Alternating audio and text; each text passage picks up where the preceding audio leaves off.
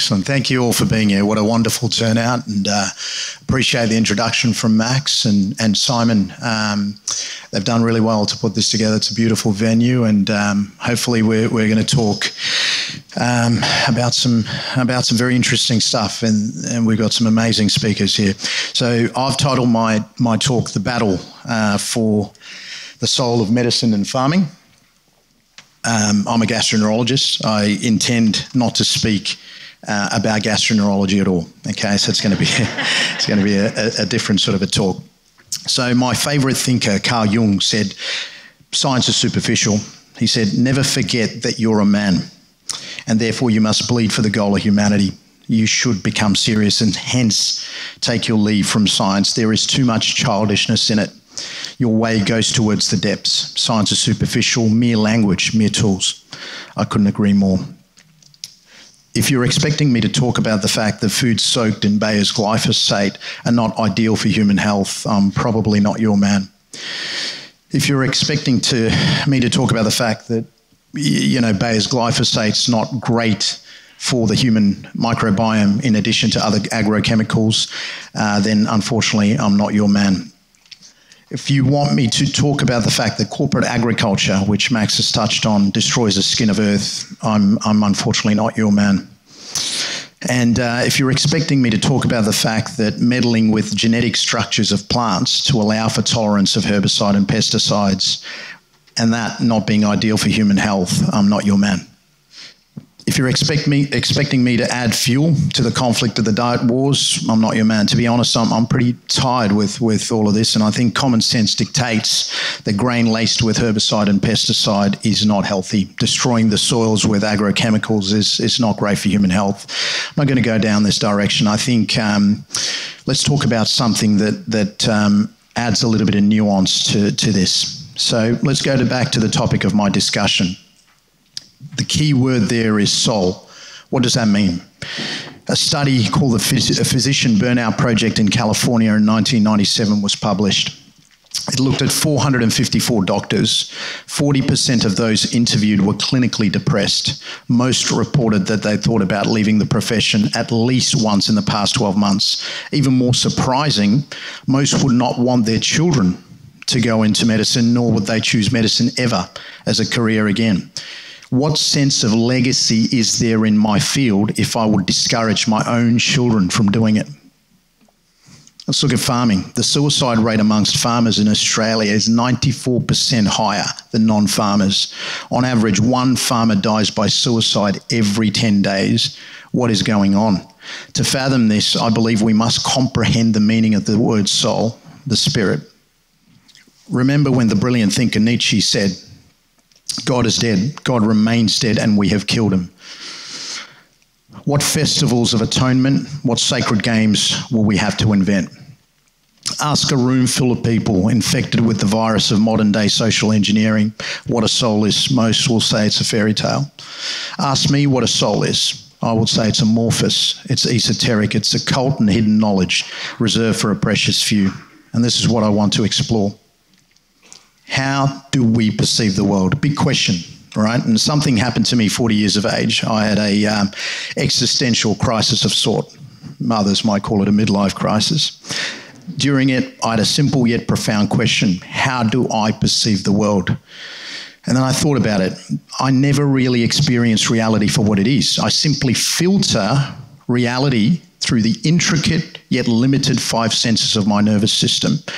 I hear less and see less than 1% of the visual and auditory spectrum. My taste and my touch and my smell, they're limited. How can I perceive reality? My senses are limited. This leads to the big question, what does reality look like? Then I had a bit of a eureka moment, right? And this picture here depicts a wonderful scene from my favourite piece of cinema, Interstellar, where Murph discovers the secret of intergalactic travel using the knowledge from her father transmitted beyond space-time through the bond of love. Upon this climactic discovery, she throws away her scientific papers away in an ecstatic moment, yelling, "Eureka." That's how I felt. As the idea dawned, I flung away the rationality of science. It was limited, it was superficial, and it's prone to corruption. It simply was not enough. And I guess this started the descent into the abyss of what I call the metaphysical. I asked another question: is my body essential for awareness, or is there awareness after death? This is considered a metaphysical question, and science hates this. But what does metaphysical actually mean? It has Greek origins. It's an idea. It's a doctrine. It's a reality outside the human sense perception. So I was basically asking a question that my own nervous system could not answer. Yet another question followed. Is my perception needed for my own awareness or consciousness? And within the depth of that question, I found a jewel within science, a rarity within PubMed, the big database from which we extract a lot of our medical science from. This was the body of research that explored this very question by a brilliant man called Professor Donald Hoffman, a neuroscientist with some background in physics. He stated that our consciousness is not our senses. It is not our perception. Our awareness is not our brains nor our bodies. Prof. Hoffman argues in this seminal paper, The Fusion of Consciousness, which was one of the most downloaded papers in 2023 through PubMed, he argues that quantum physics and Newtonian physics emerge out of something more fundamental. Consciousness is most fundamental. Our physical reality perceived by our senses is being rendered like a computer simulation or a role-playing game. So what happened to medicine and farming? Meaning is a human need, right? One can't find a deep sense of meaning unless one confronts or can sit with their awareness. What manner of magic allows me to be conscious? Yes, that's right. Consciousness is magicked into existence. Your awareness isn't your nervous system that builds the ego and intelligence. The ego and intelligence comes from the nervous system. There is a deeper layer that animates flesh. It moves in a realm outside of science. And because our species has been amputated from this realm, we have lost a lot of meaning, right? And this is what happens to medicine and farming, has happened. The question of, is there awareness after death? There is good reasons to assume that our consciousness, with the continuous experience of self, does not always coincide with a functioning brain. Enhanced or non-local consciousness with unaltered self-identity can be experienced independently from the lifeless bodies. People are convinced that the self that they experience during NDEs is a reality and not an illusion. Most people emerge from these near-death experiences with a deep sense of spirituality. This is a painting called The Ascent of the Blessed. It was made in the 1500s by an artist, Bosch, that depicts a near-death experience. And it's interesting, it almost is a universal description of this type of phenomena. So if we're talking about consciousness being fundamental, then is the world around us fundamental? Space, matter, and the linear arrow of time, our four-dimensional reality, are they fundamental? We've been taught that matter, you know, what we touch, see, and feel, and smell, the physical world, that's it. That's everything. This is Nima Arkani Hamid. He's a theoretical physicist, a brilliant man, and surely if he was sitting in the audience, he would tear my content to shreds, right? He'd put an end to this nonsense that I'm speaking about. But what does Nima have to say? He states the following: space-time is doomed. There is no such thing as space-time fundamentally in the actual description of the laws of physics. That's very startling because physics is supposed to be about describing things as they happen in space and time. So if there's no space and time, it is not clear what physics is about. Are we living in a created universe? To answer this, we need to grasp something called the Planck scale, specifically Planck distance. It's the smallest distance that can be probed by particle accelerators such as a Large Hadron Collider. To answer this question, you need to ponder the deeper question, which is, what is fundamental? Is it your body, brain, or the matter around you? The answer to me is no, it can't be. It can only be our awareness. Mind is what matters, our consciousness. That is what is truly fundamental, and space-time emerges from us. Who are we that we hold space and time? That's a big question. Who are we that our consciousness holds space and time? This has practical reasons at the Planck scale, because some of these build the clues about our reality. You see, as distance nears the Planck scale, or the wavelength nears the Planck scale, the curvature of space-time becomes so great that radiation cannot escape. Mathematically, you create a black hole at these very, very tiny distances, and it destroys the object we want to observe. And if we persist by using higher energies to probe it, the black hole just simply becomes bigger. And black holes are where physics, the laws of physics, space-time break down. So no meaning can be given to the distances below the Planck scale. This means space-time as a fundamental entity is doomed. This is what Nima, the physicist, is saying. Can you see how quickly our reality breaks down when you magnify it? Zoom in on a computer game and eventually the pixels become nothing. This is how I view our reality.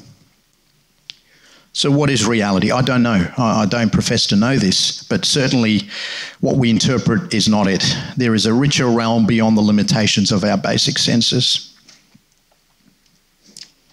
The Eastern philosophy, which is my background is Hindu. I'm a Hindu, and Eastern philosophy is many, many thousands of years old. They describe this and they call this the Maya. The concept is old, and it is that the universe is one. Everything else is an illusion created by minds. And what they're saying is mind is everything. Something caught my attention a few years ago, the similarities between the heretical Gnostic texts not included in the biblical canon and Hinduism, which is ancient Eastern philosophy. But what does heresy actually mean? The definition of heresy is comprehending something outside of consensus, which is what Max is talking about. He's talking about decentralization. That is about something outside of consensus. It is defiance. To progress, we need to push back at the arbitrary rules. The one piece of cinema that broke all the rules was the masterpiece, The Matrix. Who's seen The Matrix? Okay. The Matrix should have stunned you. It stunned me as a teenager, and I watched it repeatedly. Something about it. It wasn't just the fancy guns and the tight leather pants. The concepts really blew my mind. They were complex. It brought together aspects of Hinduism, of Christianity, of Buddhism, and the Plato's allegory of the cave. And as an older man, I now grasp that the Matrix was retelling the tale of Gnostic Christianity, ancient form of Christianity. It was a tale of a dualistic, metaphysical and physical universe where consciousness becomes trapped within a construct. So it is my belief that the soulful amongst our population will always push at the fabric of reality, knowing that something lies beyond it. Thus, to have soul, one must push at that construct. This journey is not for the faint-hearted. As Nietzsche said, if you gaze into the abyss gazes into you. And as the abyss washed over me, I lost myself. My relationships around me imploded, the people that I love the most. Cynicism, nihilism, and a sense of incoherence took over. I no longer really felt connected to the body. I was just an avatar for my soul. I felt bigger than the body, and I began to detest it, and I lost myself in realms outside of space and time. I was fundamentally dead within space and time. However, having kids is a great anchor, and and I'm fighting my way out of the void. It's been a very difficult and slow journey. Every species believes themselves to be the pinnacle of evolution, yet the ocean's depth hides the remains of civilizations that believe themselves to be eternal. We are so prideful about our place in the universe, yet pride comes before the fall. Part of the journey involves comprehending our limitations and that reality may not be what we think it is. This is Plato's allegory of the cave. Plato, the great thinker, thousands of years ago, described the predicament in which mankind finds itself. He said the world revealed by our senses is not the real world, but an illusion. He describes a group of people chained inside the cave. That's humanity, right? Stuck looking at the cave wall. They're born into bondage, into that cave, so that's all they know.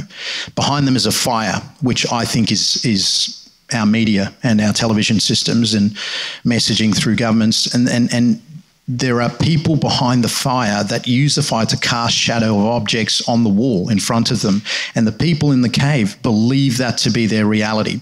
So what I'm saying is the puppeteers of society control the narrative using the metaphorical flame. If one of the prisoners was forced to leave, which is many in the room, a lot of us have left that cave, we would see reality. And when we return to the cave, we can no longer unsee the things that we've seen. And should we try and tell our fellow prisoners and liberate them, they would laugh initially. I mean, I think they would find it funny. But you push hard enough, you would fundamentally be killed by your own. They will not want to leave the safety and comfort of their known world. Personally, I've concluded that the real world can only be understood intellectually and even intuitively, more powerfully, I think. I feel that education consists in moving these minds towards what is real and then allowing these people to understand it for themselves. People who've seen the surface of reality have an obligation to the rest of society. Despite the consequences, who are the ones that hold the power to propagate the illusion? I mean, that's a huge question. Power is an interesting thing. It centralizes. The hierarchy of society has meant that a few unelected men have stepped into that void. By continually keeping us hidden from what we are, our true nature, our consciousness, they hold the upper hand over billions. The key lever that is pulled to convince mankind that they're a finite spark as opposed to an infinite energy is the lever they pull. That is the most important thing. Who holds power? This is The Economist. It's a very well-regarded, preeminent journal. Okay, it provides general news, international political stuff on economy. This was their cover nearly 10 years ago. What do you see? It was called The Rough Guide to Hell. I'll just zoom that in. You can see there they are depicting a spiritual battle with the person at the head of the battle being fundamentally a very dark energy.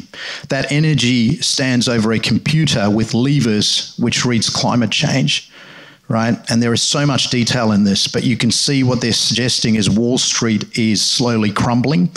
You see the monetary system run by bankers is slowly being destroyed. Right? You see the euro dollar sinking.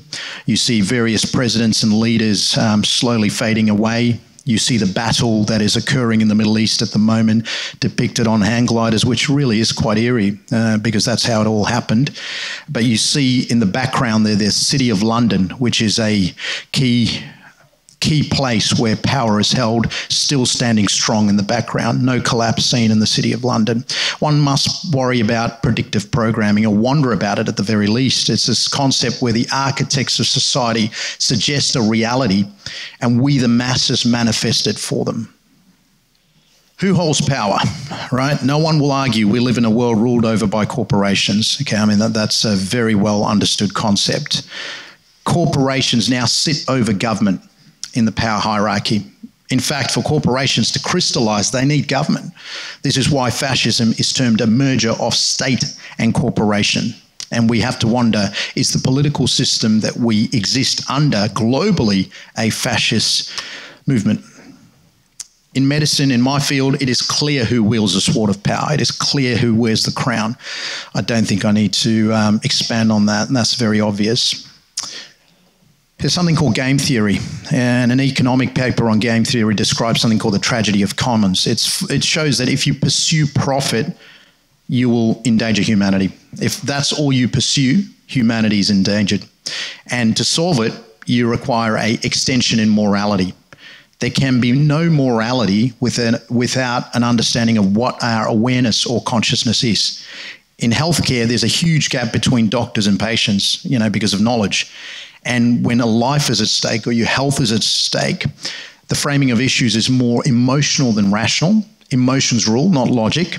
So healthcare is now a grave example of conflicts of interest where private enterprise, in particular public health, can endanger public good. Who holds power? BlackRock is the world's largest asset manager. They manage over 10 trillion in assets, under management. Gives them a significant amount of power and influence over the global economy. This activates the tragedy of commons. These entities are far more powerful than countries and governments themselves. In 2017, Fink launched something called Monarch. It was a program within BlackRock. This replaced many of the firm's fund managers with algorithms, cold rational algorithms. Now over 70 to 80% of the US stock market, and soon I believe it'll be 100%, is executed by robots. Thus, asset management entities, corporations, they can't have a soul. They're robotic. They're driven by data. Morality can no longer apply. They will always choose to pursue profit.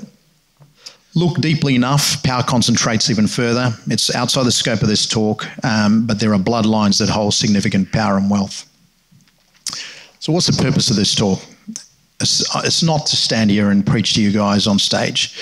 When I'm done with this talk, I hope that you can see that no one should preach to another about how we should live. It should all come from within. You're fundamentally a creator of your reality, and you have free will. We must exercise it. To wield the blade of free will, you have to cut through the illusory world that the architects of society have built for you. Life is happening for you, not to you. It's happening. It's all unfolding for you. I want you to understand, for there to be health and for you to have an able body, you must have a relationship to nature. There's no doubting that, specifically to the sun, the earth, and the life forms that we coexist with. What is our gut microbiome but an organism that we are in a symbiotic relationship with? To do this, we need healthy soil and thus healthy crops and animals for consumption. Our body is basically built by the soil. That is what it's built by. All food comes from soil.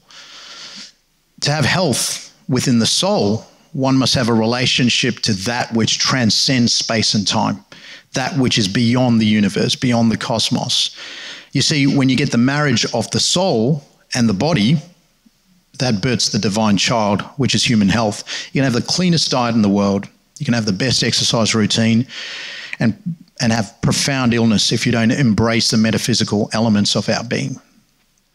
This new world has reduced the metaphysical into the realm of madness. I would be considered mad for speaking like this. It's crafted humans who only identify with the physical, with their bodies. That means we became extremely fixated on what is essentially an avatar for the soul. Look around the fear of death. Look around us. You know, we've got this extreme fear of death. I see it all the time in clinical practice. We're terrified by it. For me, death is the greatest of adventures. I can't wait. Not in a morbid way. I realise I've got to fulfill my life as Pran. I can't leave the game early. I'm here in this body to learn, but I really yearn for the world beyond where my true self resides. Modern disease.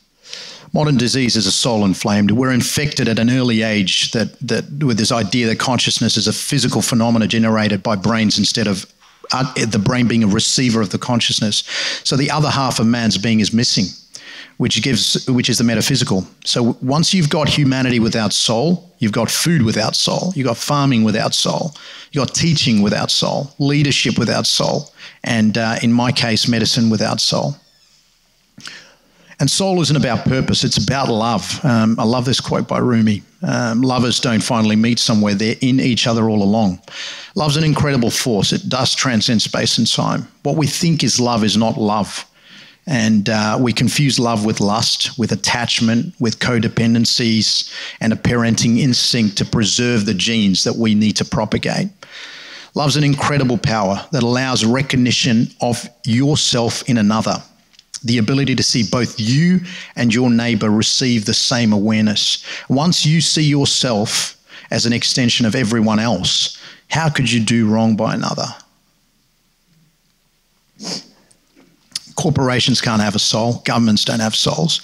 Only living, breathing entities can have a soul. And we're very special because we can step back and observe ourselves. Not many animals can do this, whereas we've got the gift of being able to stand back and watch our animal, which is our body, go through life acting on instinct. So the solution, support that which acknowledges that man has a relationship to nature and transcend it. This is Charlie, regen farmer, mate of mine, and we've got to support the regenerative farming movement. It's farming with soul that must be supported by the masses, because it aims to ask humbly, right? It asks nature to provide for us rather than an approach that assumes that nature is something that we can bend to our will and break. And that's what we've done. We've broken nature. The regenerative medical movement, which is what I'm coming from, or many of the doctors here are coming from, is identical. We aim to work with nature to achieve optimal health. And the regen farmers have welcomed my message. It's been a humbling and a spiritual experience to go down that pathway. Amidst that journey, I've come to realize that farming and regenerative medicine, which is what I'm trying to do, are one and the same. We're trying to rebuild broken systems with soul.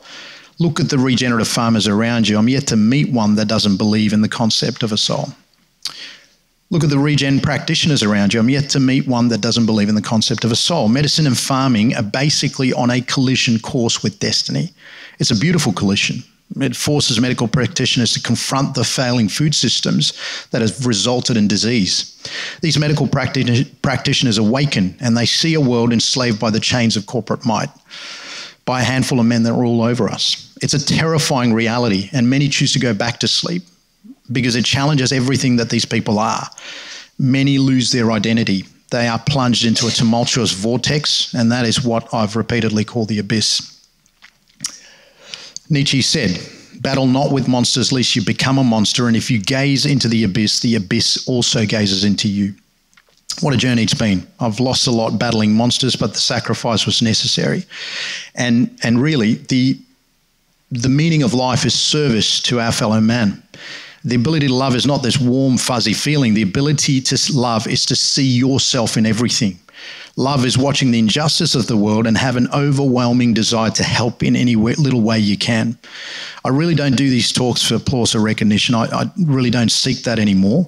The purpose of all of this is to elevate anyone I can come into contact with, their consciousness and awareness. We've got to rouse the soul from the slumber from which it lays. No one's coming to save you. You will save you. And if enough of us wake up, we save society and our civilizations. And for those that fear that civilization is on this relentless march towards perpetual tyranny, I would lose that fear. The ocean buries civilizations that believe themselves to be perpetual. In fact, our species thrives in conditions of difficulty. We love fiercely in these conditions. Good times have bred weak men, and weak men have created hard times. Hard times are looming, they're coming, but it'll be a glorious epoch. We'll build strong men and women. And this is the process of regeneration, a metamorphosis of society that marries the metaphysical with the physical. We are heading for a mass awakening about the true nature of what we are. This is all a game for us to play. It's a giant simulation, and we inhabit something we call the holographic light matrix. Your consciousness basically swimming in energy and matter. There's a mysterious energy that brings this particle to vibration, thus creating matter. Your consciousness is everything. And if you rearrange Einstein's famous equation of relativity, where E stands for energy, M stands for mass, and C is the speed of light, which is always constant, never changes. If you then rearrange that equation, take energy, divide it by mass, and then apply the square root to it, you'll get the constant, which is the speed of light. Everything is based on light. Light is the very thing that powers this simulation or game. A photon is a basic unit of light. It moves at the speed of light. It experiences no time because it does that. It experiences the past, present, and future simultaneously. So really, in this matrix of light, I'll contradict what I said before, where I said we had free will. There can't be free will if the past, present, and future simultaneously exist. The only free will we've got is when we become the observer. We can affect change because then we will see the infinite waveform. We've got to step back and observe, become the observer, rather than become trapped in the ego. But if you go about your life believing life is happening to you instead of observing that it's happening for you, you will remain trapped in their world, where the architects of society will basically control your outcomes. Thus, Regenerate for me is not about farming or medicine. Regenerate for me is about you. I want you to understand that we've been spiritually amputated. We're trapped in a spiritual war. This is about the regeneration of the spirit within us. How can I worry about Klaus Schwab, the WEF, the World Health Organization, UN, or any other tentacle of the Medusa? I have barely even mastered the monster that is myself. We will always externalize everything about ourselves that we despise. It's time we confronted these aspects rather than laying siege to things beyond our control. This is paradoxically how we will wrestle back control. by lifting awareness of what we are. My message is simple. Reconnect with your soul. Thank you.